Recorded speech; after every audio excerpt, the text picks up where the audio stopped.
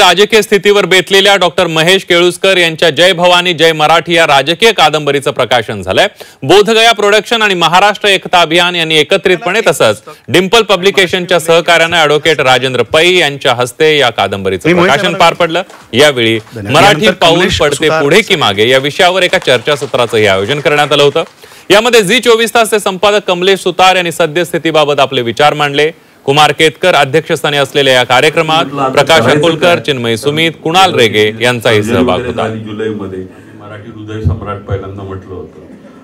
राजकारणातलं एकाच दिवसात तुमच्या निष्ठा किंवा तुमचे विचार किंवा तुमच्या विचारधारा या एका दिवसात अशा बदलत नसतात. त्या टप्प्याटप्प्याने बिल्टअप होत असतात.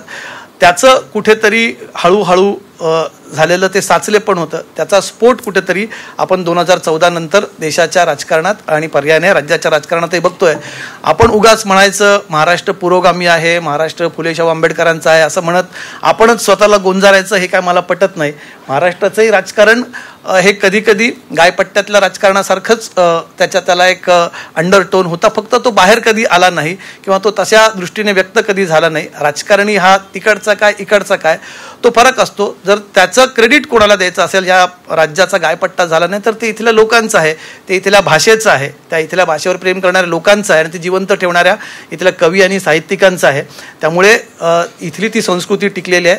त्या संस्कृतीत आणि त्या राजकारणामध्ये ह्या कुठेतरी तो सरमिसळ झाला नाही, ते लोकांपर्यंत पोचलं नाही. याचं कारण फक्त हे इथल्या मराठी जनांनाच द्यावं लागेल. अत्यंत उत्कृष्ट अशी ही कादंबरी आहे. सगळ्यांनी नक्की वाचावी, विकत घेऊन वाचावी अशी मी तुम्हाला विनंती करेल.